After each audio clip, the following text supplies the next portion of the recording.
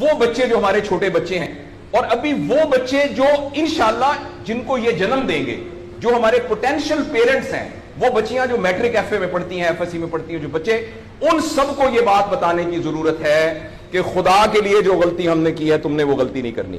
اپنے value system کو ٹھیک کرنا ہے.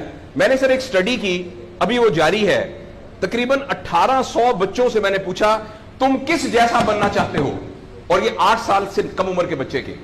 آپ یقین کریں بچوں نے جو کہا وہ یہ کہا میں میسی کی طرح بننا چاہتا ہوں جو فٹ بالر ہے, کسی نے کہا میں عاطف اسلم کی طرح بننا چاہتا ہوں, کسی نے انڈیا کے اداروں کا نام لیا, کسی نے نہیں کہا میں ابو بکر کی طرح بننا چاہتا ہوں, کسی نے نہیں کہا میں حضرت علی کی طرح بننا چاہتا ہوں, کسی نے نہیں کہا میں قائد اعظم کی طرح بننا چاہتا ہوں, کسی نے نہیں کہا میں عبدالستار ریدی کی طرح بننا چاہتا ہوں. ایک بچی نے صرف کہا کہ میں حضرت فاطمہ کی طرح. میں نے اپنے یوٹیوب چینل پہ اس کا بچی کا انٹرویو لایا, چھوٹی سی بچی نے کہا میں پارک میں پھر رہی تھی, میں نے کہا بیٹا تم کیا بننا چاہتی ہو, کہتی میں حضرت فاطمہ کی طرح بننا چاہتی ہوں. تو میرے دوستو ہم نے اپنے بچوں کے رول ماڈل ہی غلط کر دیے ہیں. ہم نے اس لیے مجھے اور آپ کو بہت سیریسلی اس بات پر غور کرنا ہے. میں آپ سے عرض کروں ساؤتھ افریقہ میں تتلیاں ختم ہو رہی ہیں, لہٰذا تتلیوں کی نسل کو بچانا بڑا ضروری ہے. اچھا پانڈا ختم ہو رہا ہے, پانڈا کو بچانا بہت ضروری ہے. انسان پانڈا اور تتلیاں نہیں ہیں, انسان ختم نہیں ہو رہا ہے, انسان کا بچانا کوئی اتنا ضروری نہیں ہے, وہ پانڈا نہیں ہے. اس لیے اگر ہم اپنے بچوں کو یہ رول ماڈل نہیں دے سکتے تو مہربانی کر کے بچے نہ پیدا کریں.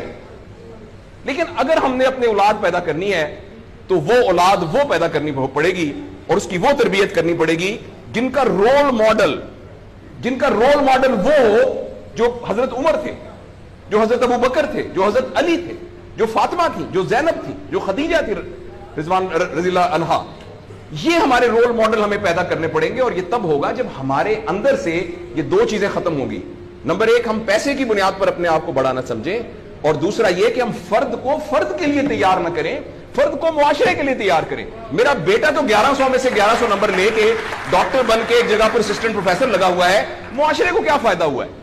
اور ہم میں سے آپ سوچیں کہ اللہ لوگ عموماً ہم سب لوگ جب اللہ کا شکر ادا کرتے ہیں کہ یا اللہ تیرا شکر ہے 3 مرلے کے مکان میں رہتے تھے, اب ماشاءاللہ کوٹھی ہے 2 کنال کے اندر, اور سائیکل پہ ابا جی جاتے ہوتے تھے, لیکن الحمدللہ ہمارے پاس اب 2-3 گاڑیاں ہیں, اور چھٹیاں تو سوال ہی پوادے کر جاندے ہوتے سی, کدے کدے گوڑ کھاندے سی خراستے.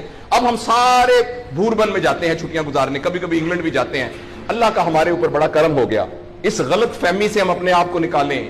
اللہ کا کرم یہ ہے کہ میری وجہ سے, جیسے انہوں نے ویڈیو دکھائی ہے کہ ہمارے یہاں کوئی بلڈ کا کچھ نہیں ہوتا تھا, شکر ہے میری وجہ سے یہ بلڈ والا کام شروع ہو گیا.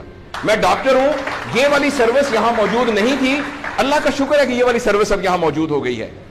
اللہ کا شکر ہے یہ ہو رہا ہے. سروس اورینٹڈ جب تک ہم اپنے بچوں کو نہیں ڈیولپ کریں گے, اس وقت تک میں آپ کو بہت دکھ سے اعلان کرتا ہوں, بڑی ہی تکلیف کے ساتھ, میں بہت آپٹمسٹ آدمی ہوں, میں یونیورسٹیوں میں جاتا ہوں, کالج میں جاتا ہوں, بچوں سے بات کرتا ہوں, اگر ہم نے اگلے فوری طور پر اپنے بچوں کی تربیت پہ توجہ نہ دی, اگلے 10 سال میں ایک ایسی نسل آنے والی ہے جن کو چائلڈہڈ ڈپریشن ہوگی, جن کو سوئسائڈل تھاٹس آئیں گے, جن کی سیکسول ٹریننگ بہت بری ہوگی, اور جن کے اندر ریلیشن شپ پرابلمز ہوں گے, اور یہ ہونے والا ہے, ہماری آنکھوں کے سامنے ہونے والا ہے.